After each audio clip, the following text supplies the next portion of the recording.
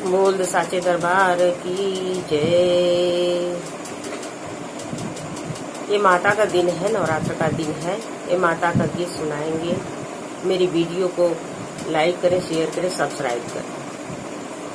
मन भावे मैया तोहरी दुअरिया, मन भावेला, मन भावे मैया तोहरी दुअरिया, मन भावेला तोहरी दुअरिया मैया गंगा जी का धारा, तोहरी दुअरिया बहे गंगा जी का धारा।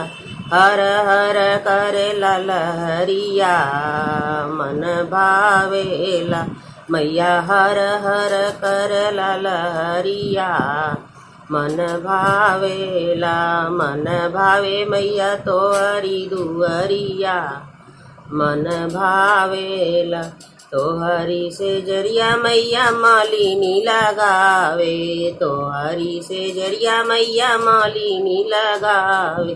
गम गम गम के से जरिया मन भावेला मैया, गम गम गम के से जरिया मन भावेला, मन भावे मैया तोहरी दुअरिया, मन भावेला तोहरी से जरिया, तोहरी चावरिया मैया मालिनी डोलावे, तोहरी चावरिया मैया मालिनी डोलावे। सुबह शाम ठीक दोपहरिया मन भावेला मैया, सुबह शाम ठीक दोपहरिया मन भावेला, मन भावे मैया तोहरी दुअरिया, मन भावेला।